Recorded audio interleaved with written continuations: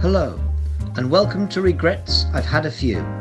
I'm Paul Hunter, Artistic Director of Told by an Idiot, and this is a podcast where I talk to friends and colleagues delving into what made them the person they are today. Hello, and welcome.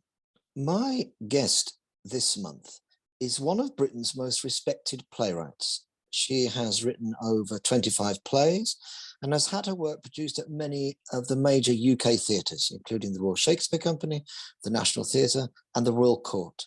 Her work manages to combine the comic, the poetic, and the political, and she's been described as our most versatile writer for stage, screen, and radio. Welcome, Tanika Gupta. Hello there. Hi. Hello. I'm so glad you could come in and have a chat. Now, the first thing I was thinking about was when we met, and I realised we met at the Globe Theatre when the wonderful Emma Rice was running it. And That's I think right. were you one of her associates at the time? I was indeed one of her what they call creative associates. Yes, and I was very excited to meet you. I think I was rehearsing something, and you came into the room, and I thought, oh wow, this is a very, very good idea Emma has had here to bring Tanika in. And because we mentioned the Globe, I wanted to kick off with a question about Shakespeare, because were you involved in the Midsummer Night's Dream there? Yes, so I was the dramaturg. I mean, to be honest, I did say to Emma, I'm not really sure what you want me to do here. I'm not going to start rewriting Shakespeare. She said, no, I just need you to kind of come up with a new concept.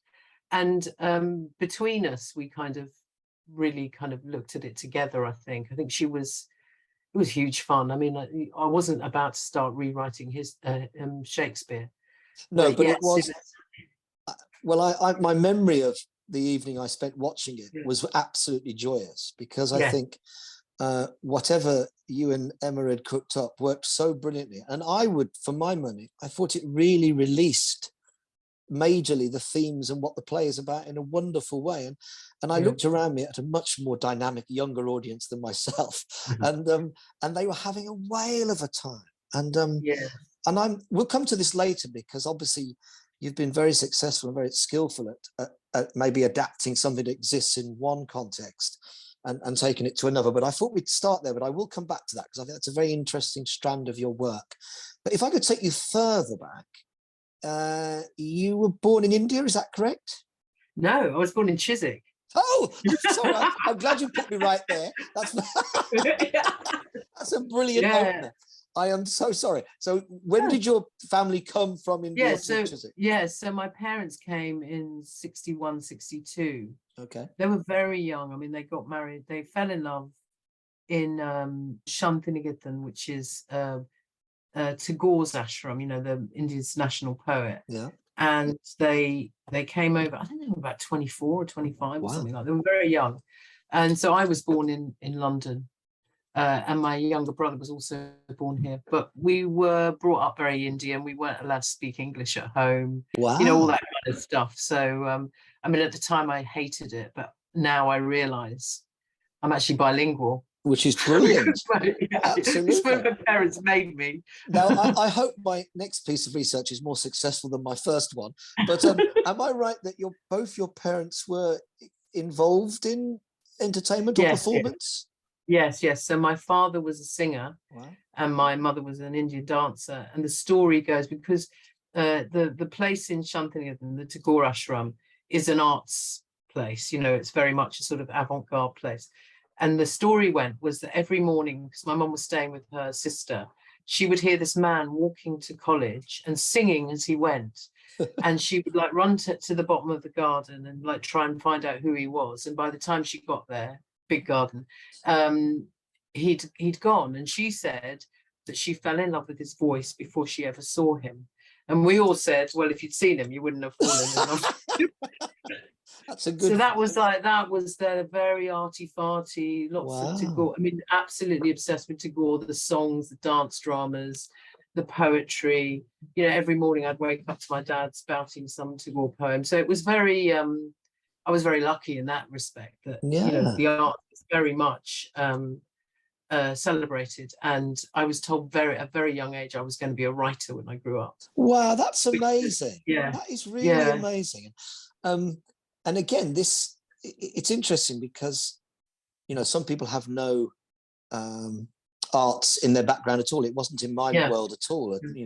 My mom was a dinner lady, my dad was an electrician, and we went once a year to the panto. But it must have been extraordinary growing up in that. Did that continue when they came to the UK, or that So they set up this organization, which is still running to this day, called the Tagorians, and they would perform dance dramas. So basically, as far as I can remember, in the 60s, they every summer, because again they were quite young, they were in their 20s, early 30s, they would take a bunch of Indian students who they would teach how to sing and dance, and we would go in the minibus around the European continent performing dance dramas. My earliest memories of jiggling around in the back of a bus somewhere at the age of 3 or whatever. Wow, Tanika, I know, it was amazing. And we went to places like Netherlands, and I don't know why they were obsessed with going to Germany, and we ended up in Nuremberg as well. Wow. Germans loved us, So you were kind of part of a kind of traveling troupe then, really? Absolutely. Yeah. I mean, again, you don't appreciate it when you're young. You just think, oh no, we're not, where are we going now? Now, my parents have long since deceased, but the organization still goes, and the relationships I had with those, I was a little kid, and they were like teenagers, Indian teenagers, who are now retired consultants, in gynecology or whatever. That's a wonderful, that sounds to me like such an extraordinary kind of childhood in a way. And I'm also interested by the notion that you were told that you were going to be a writer, because I could imagine other people in your situation being told that's the last thing you were going to be. I know. Well, all the Asian kids in my school were told doctor, lawyer, accountant. And I was told the opposite. So I was always they always thought I was a bit strange. But I think probably because my father was a storyteller. I mean, to be honest, during the day, he was a businessman, and she worked at the civil service. Yeah. But he was, and I think you'd appreciate this, he was a storyteller. Yeah. So he loved telling stories about the Mahabharata, the Ramayana, or whatever he'd read in the newspaper. And my brother and I were talking about this the other day, that he would give us a lift to school, and he would start a story in the morning in the car. If he hadn't finished the story by the time we got to school, we had to sit in the car until he'd finished it. The school bell had gone, everyone had gone in, and we were still sat there waiting for my dad to finish. I mean, it's just like, a bit too verbose, let's put it that way. Oh no, that is brilliant. When you're having to explain the reason for your lateness to your teacher because Dad hadn't finished his story in the car. Dad hadn't finished the story about Hanuman and Rama or whatever. That is extraordinary. And did your brother follow you into show business, or? No, my brother is a judge. Is a lawyer. Okay. But in a sense, he's acting every day. So I've been fortunate enough to do 2 or 3 parts where I've had to play in a courtroom, and the sense of performance is it's very connected, isn't it? And my sister's husband was a judge, like your brother, and he always talks about the theatricality of it and the theatre of it. Yeah, totally. I mean, they get dressed up. Exactly. There's a wig. Costume, exactly. So you go to school, and obviously you've got this in your family and in your background. Yeah. Do you remember some of the earliest things that you wrote, or what? How did the writing emerge at school? Well, I think because it sort of goes into you without you even realizing. I was always writing little plays for my friends at school. Okay. So right from I remember being at junior school, like 8 or 9, and writing things and performing them from the class, and writing short story. In those days when you were able to actually write creatively in class, with once you do your GCSEs, or in my case O levels, it's all gone, isn't it? Yeah. So and the teachers are very sweet. They just let us do it. So yes, I probably was writing quite early. I think I do remember being one of the ones at class. I mean, I was rubbish at everything else, but I could write a good story. So, my stories were always being read out to class, So you felt encouraged and supported. Totally, yeah. And again, I'd bring it home. My dad would go, "Genius! You're going to do the right." This is so brilliant. I do also. Before I move on for your extraordinary parents, have you ever used any of these things that you're telling me in your material, in your writing? Have you ever written autobiographically at all? No. I mean, a lot of people have said to me, you should write a film about, like Captain Fantastic or something, just sort of like going around Europe. I mean, I do remember being in Austria and like being very, very young, about 6 or 7. And my mum always wore a sari, and Austrians coming up to her, and you can't see it on the audio, but literally they'd come up and they'd like rub their hand up against her skin to see if the color came off, and then trying to look under her sari. And my dad telling them, you mustn't do that because you know that Indian women don't have legs because they're mermaids. Oh my God, it's fantastic. I remember thinking as a child, is my mum a mermaid? Does she not really not have legs? Well, if you ever do make this material, it would be amazing. So I would certainly be there at the front of the queue. It's interesting. I've only had the joy of going to India once, but 3 years ago, we took our kids out of school over Christmas because my partner was born in India, in Chennai. And oh, wow. I said, what do you want to do for your 50th? Thinking she'd say, oh, I don't know, party above a pub. So I want us all to go to India. I was thinking, oh my God. So luckily, I was working with Emma doing Wise Children, and we had a break for like 4 weeks. And I said, okay, let's go. So my son was 8 and my daughter was 12, and we traveled by train at night, really.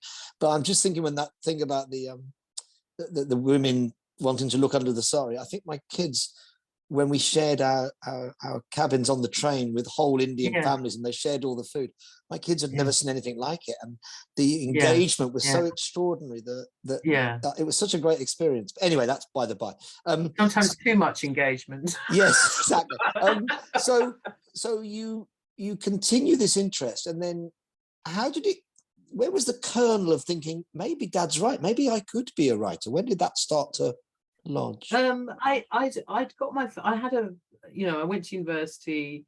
I did a bit of creative writing at university, but I never really, never went anywhere. I got my degree, and then I got a job in Asian Women's Refuge. My dad was absolutely upset. He said, why are you doing this work? I thought you were going to be a writer. I said, yeah, I am, but I have to actually earn a living. And I joined this thing called the Asian Women Writers Collective. That shows my age, because like even the term collective. Yes. And they people like Mira Sial were there. This is when we were all very young, and they were very encouraging. And I remember I tried to write a novel and I read some of it out. They were quite fierce, these women, and they said to me, no, you can't write novels. Your prose is dreadful.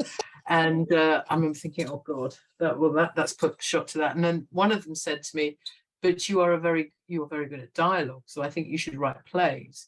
And here, you need to go to this workshop. And they sent me, and I mean, literally, these Asian women just literally sent me off to this BBC drama workshop. And I went along, and they immediately went, we love your work, we're going to do it. And so I had my first radio play produced as a result of that intervention. And so I'm very grateful to those really scary women at the Asian Writers Collective, because I had my first play produced. That's amazing. How old were you, Tanika? So I would have been about 26 at the time. Yeah. So you actually, because obviously you're very prolific as a radio writer as well as stage, but your journey professionally as a writer began more on radio than it did in the theatre? Oh, totally. I wrote for radio for a while, and then I got strangely spotted by Grange Hill television. So I wrote for Grange Hill for years. I wrote for EastEnders for years, and then and I couldn't get into theatre because you know what it's like. It's such an elite. Yes, exactly. Sadly, nobody would even take a second look at me. And then I wrote a play which I sent to a young director who I thought maybe she'll be interested, who is now, her name is Indu Rupasinghe. Yes, I know Indu, yeah. Film theatre. And she went, oh yeah, this is quite good. Let's take it to the National. I went, who's the National? And we did a workshop at the studio at the National back in 95 or 6, I think it was. And that's when people started taking notice of me and saying, why don't you come in? That usual thing where they don't commission you or anything. They go, no. Why don't you come in for a chat? And so I went for lots of chats with lots of people, and that's how it started, basically. And did this then become your first play at the National? From the workshop, did it lead to the production? No, it was at Soho Theatre, actually. Paul Syret was the literary manager there, and I think Abigail Morris was. Yes, I remember. Yeah. And interestingly, the very first play I wrote, even despite all my qualms, was an adaptation of a Tagore short story. Ah, that's And the interesting. Tagore short story was about a skeleton in a cupboard, which comes to life at night. And the skeleton is a very beautiful woman, and she tries to seduce the medical student. It's a lovely story. So I just that's a used great it. story. Yeah. Yeah. And yeah. And was your dad around to see that? No, Oh, by that sadly. stage, my poor dad had gone. I mean, what is interesting is that he died very young. And in the same year that he died, I had my first child. So I had children, and I was trying to start a new career, and I was working in Islington Council. So yeah, I could barely do one of those things now. The energy of youth. Exactly. Yeah, I know. And it's strange you mentioned Grange Hill, because you're the third guest we've had on that has a Grange Hill connection, because two actors that I've chatted to that have worked with us, Aisha Antoine and Lisa Hammond, were both performers in Grange Hill, of course. So well, I mean, you realise in that the days that I was there, Sarah Daniels was also a writer on it. So wow, really? yeah. Gosh. So it was huge fun, because it was almost written like a stage play, because you write a draft and then you go and rehearse it with the kids, and they'd say things like, "Miss, we don't say snogging no more, we say lifting." No, right, okay, quickly write it. Okay, I'll change that. And also, I suppose that it's interesting that you, in a sense, made a journey from radio to stage. Obviously, you continue doing radio and TV and stuff. Because sometimes it feels, when I chat to writers, that it's often the other way around, that they start in theatre and then they obviously move the other way. But you touched on something there, which is obviously absolutely true, about the kind of elitism of the world of theatre. And I was reading something where sorry, I'm just trying to find this quote, that you said at some point, we need to decolonise our theatres to make British theatre relevant. Is that something you still stand by? Do you think anything is happening in that direction, or what do you think? I think it's slow. It's still really slow. It's not just about race, it's about class as well, isn't it? Yes, I totally agree. And all the rest of it. And I still think that it's the same old jobs going to the same people all the time. Which is why it's so wonderful to meet people like Emma Rice and yourself, where we're doing things outside the box. You know, we just think it's almost like guerrilla tactics, where you just go, well, if you're not going to do my work, I might as well go and do it somewhere else. You know, make it happen. And I think that's always been my motto. It looks like it's been quite a traditional, conventional route, but it hasn't. You know, you just kind of you write a play and you cook dinner for your mates and go, will you read it out loud to me and see if it works? You know, that sort of thing.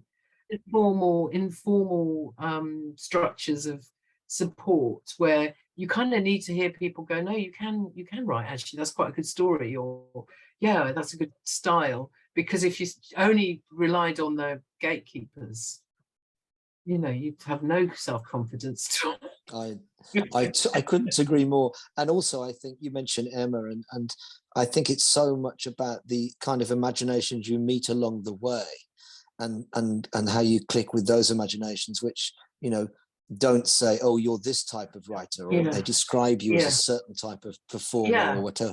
I think it's that sense of openness where you go, oh, we're just making something together here.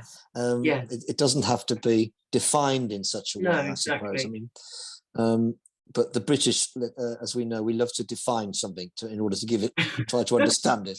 I mean, the ludicrous one for us is we're often described as a physical theatre company. We never use that term ourselves anywhere on our website or anything, because I just happen to believe that all theatre is physical. Well, totally. Do you know what I mean? You know, people do things on stage. I mean, if they just were unphysical and just stood there not doing anything, then it'd be really exactly boring. It's a bizarre thing. And often when we've been lucky enough to go internationally with our work, they just describe us as a British theatre company who does new plays. You know, it's strange, isn't it? Now, obviously, things started to happen. And what was the show that you did at the National? My friend Paul Baisley was in it. I was trying to remember. It was called The Waiting Room. So that was very early on. So that was in 2000, and that was.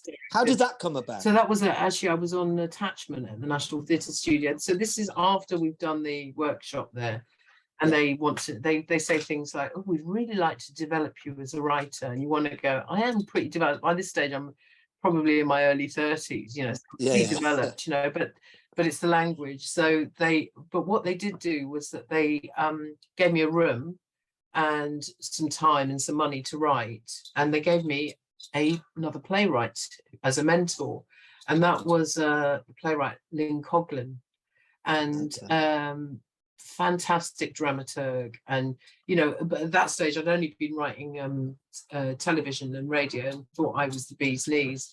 And I remember she said to me, she read my play and she went, yeah, Tanika, I think that the scenes need to be a bit longer than a page.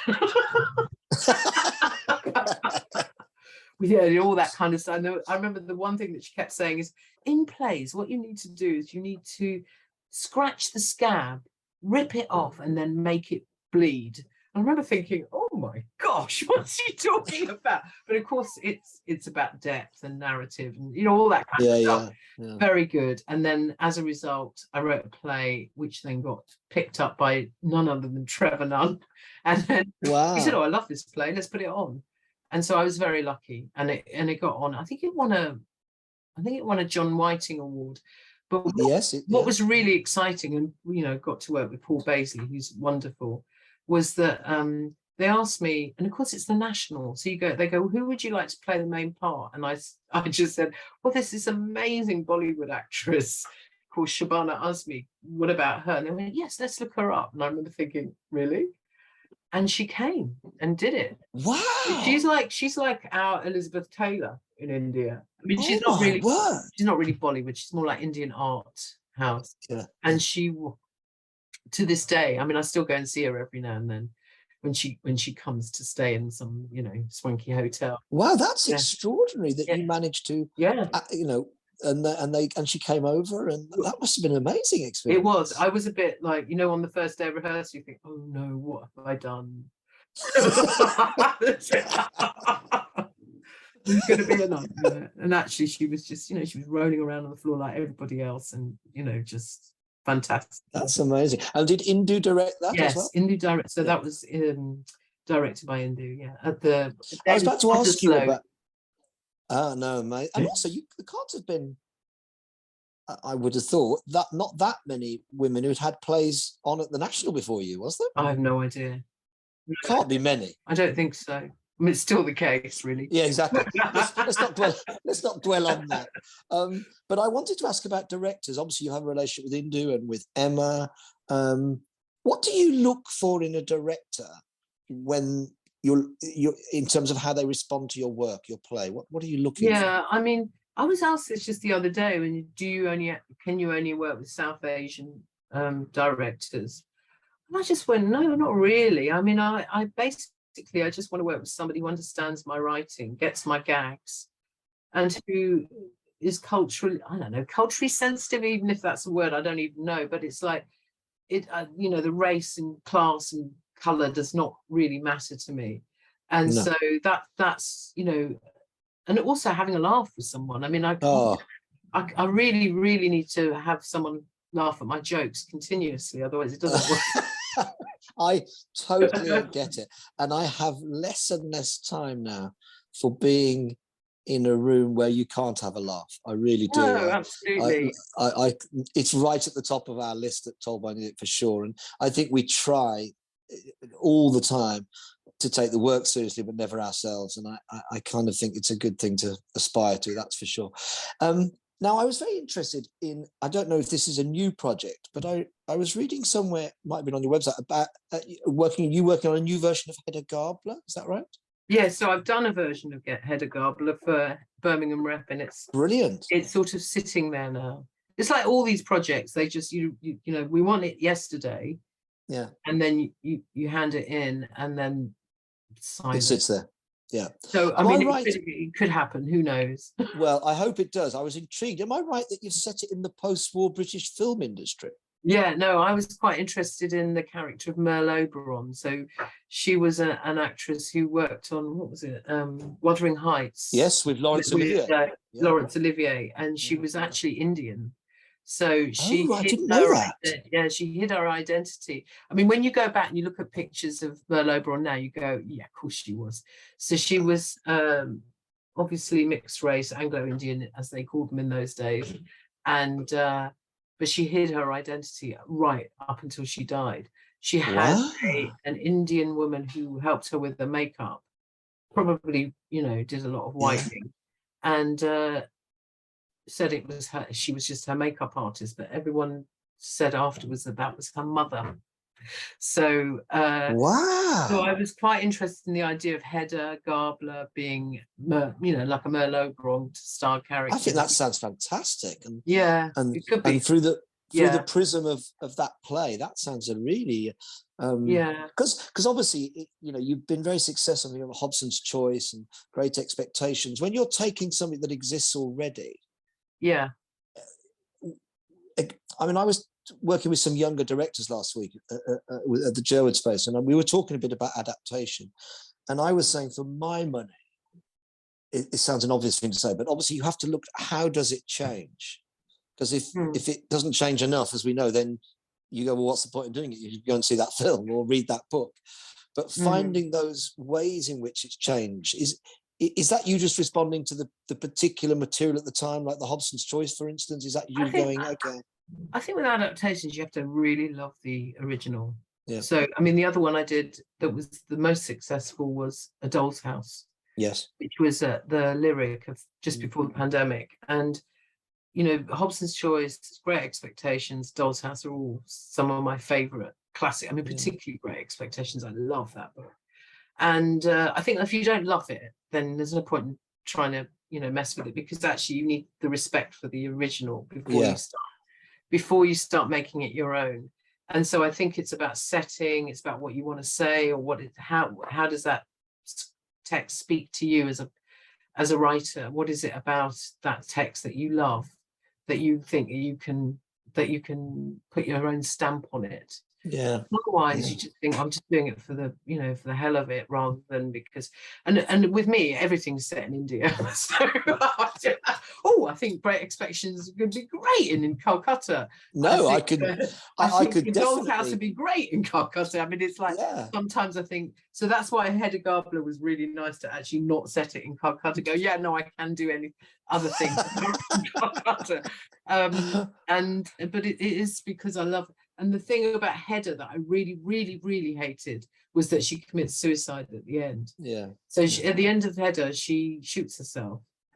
So of course I changed that ending. I'm not having that. I mean, you know, it is still Ibsen. I mean, there's a joke in India that Ibsen was actually Indian, and he was actually Ib and then dash Sen. That was his name. He's very, very popular, as is Dickens, of course. I can understand. I mean, even the word Pumblechook, if you do it in an Indian accent, it sounds Indian. No, I can understand both of those voices exactly. I was going to touch very lightly on regrets, but have you? Is there any particular project? Because we all have projects that never quite see the light of day. You know, I've been banging away at a certain idea and it doesn't come to fruition. Is there anything that you regret that you think, oh, if only I could have got that over the line, or do you not, or do you tend to move on quite quickly? I think that I don't move on quite quickly. I keep banging on the same thing over and over again. I think in terms of projects, you know, most of them if they haven't happened, I just put them in a drawer. But I mean, like, for example, A Doll's House I wrote nearly 10 years ago, and it took 5 years for someone to pick it up. And so it's really nice when you can pick something out of your drawer and offer it and go, oh, actually, I wrote this. And they go, oh my God, you know, or they'll go, no, we don't like Ibsen or whatever. So it's not so much about the projects, because I've become, you know, quite wise in that respect, that I think nothing is wasted. It'll all go in somewhere else. I think in terms of regret, I think I regret not having tried to do a bit of acting. I watch actors and I think, oh God, they have so much fun. Why did I was too self-conscious as a young woman. You know, it was just couldn't bear the thought of anyone looking at me. So I think that in a way, most writers are quite strange people who are not very good at talking, whereas I think I would have been a natural actor. I think, and it's just too late now. I don't agree with that. So please don't ignore any emails that might arrive in your inbox. Because listen, I can't even remember my phone number anymore. No. And also, I should say, Tanika, our work often has very few words. It's often visual, so you don't need to learn any lines or anything like that. So I'll come back to you on that. Tanika, it's been so lovely chatting to you. It's been so entertaining, and to get a brief insight into your process and your work. And I'm a huge admirer. And hearing about your family and your background it's interesting because, of course, you realise every culture has extraordinary stories. But it makes me think when we made a show at the very beginning, which was inspired by a tiny moment in Garcia Marquez's 100 Years of Solitude. Oh, yeah. And when you talk about your mother falling in love with the voice, it makes me think of Marquez. Of course, it's its own thing, but it resonates in lots of different ways. And I would urge you to revisit the idea of trying to make something of your past and your family, because your dad sounds an extraordinary character. And anyway, I always end, if it's all right, Tanika, with a quick fire 7 questions I'm going to ask you. Okay. And you just say the first response to these questions, whatever, or no response at all. Okay. So my first question is, do you prefer writing for radio or film? Both. Okay. Singing or dancing? Dancing. Who was the dancer, your mom or your daddy? My mum, yeah. Angela Carter or Muriel Spark? Angela Carter. DIY or gardening? Gardening. A road trip or an isolated villa? Road trip. Top Girls or Our Country's Good? Top Girls. Now, this is, imagine you had to do another job. Would you prefer to be an outward bounds instructor or a shepherd? Outward bounds instructor. Yeah. Right. I can now get on in creating the role of an outward bounds instructor for you in the next Toll by an Idiot show. Tanika, thank you so much for joining us. And I hope I bump into you in Muswell Hill, and this time we'll go and have a coffee. Excellent. Thanks very much. Thanks, Tanika. Bye-bye. Yeah, bye.